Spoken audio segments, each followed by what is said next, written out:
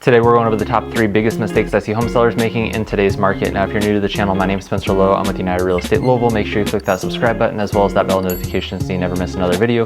Post market updates as well as buyer and seller tips each week, so make sure you follow along so you never miss out. Now before we get into the video, down below I've got a handful of things for you. I've got my pre-listing checklist, my seller's guide, my buyer's guide, and I've also got a free tool to get your instant home evaluations estimate.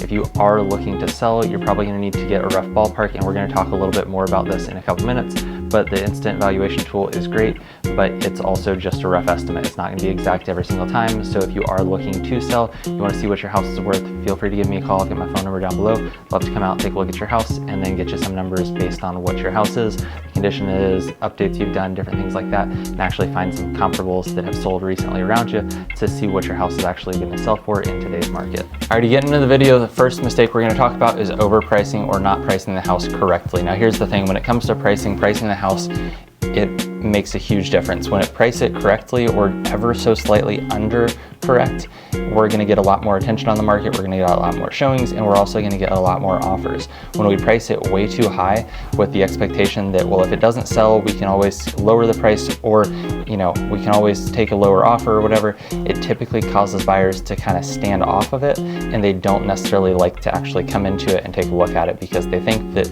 it's way overpriced. They're going to wait for it to come down, and then they're going to try to negotiate it once it's down. But typically what we want to do is we want to price it correctly from the start, and the best way to do that is to have a real estate agent come out, take a look at what you've got, and then they go back to the office and start pulling comps.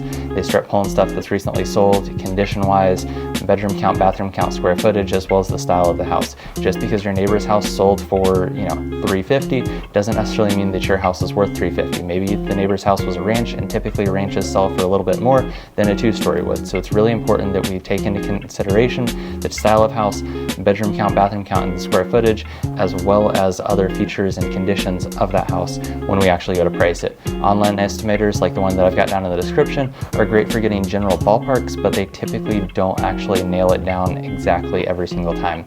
Typically those online estimators, even Zillow, Realtor.com, and the one I've got down in the description, are typically off one way or another by about 10%. So it's really important to take into account updates, renovations, as well as condition of the house. Maybe the house needs a new roof. The online estimator is not going to know that because it's just pulling pretty much general square footage, taking a look at what your square footage is and spitting out the number. So it's really important to have an actual human come in, take a look at the house, and tell you what it's truly worth. Zillow is typically not going to be super accurate. Realtor.com is not going to be super accurate, and any online calculator, it's going to be off by anywhere from 10%. Now that could be 10% underpriced, and so you might underprice your house, or it could be 10% overpriced. So it's really important to realize that, yeah, that's a general estimate. It's good for just kind of getting a general estimate, but it's not good for actually pricing the house. Now, the second mistake I see home sellers making is they don't focus on repairs and renovations. Now, here's the thing. I'm not going to tell you to go through and put a whole new kitchen and do everything to the house that you possibly can.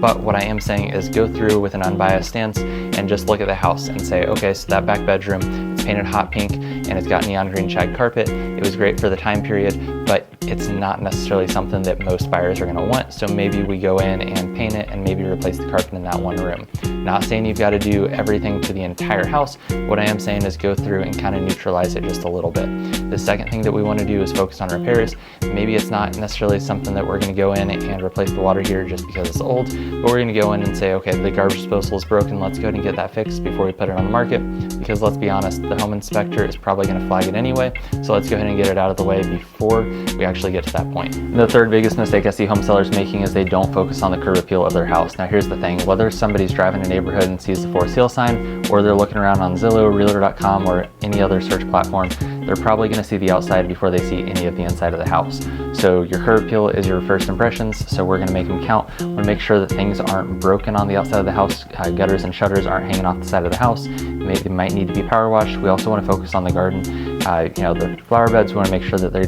not covered in weeds. We want to make sure that it's got a fresh layer of mulch. Shrubs have been trimmed. We want to make sure the yard's been cut. Different things like that have a huge impact on whether or not somebody's actually going to click on it on Zillow, Realtor.com, any of the other search platforms, or if they see a for sale sign, if they're actually going to be interested.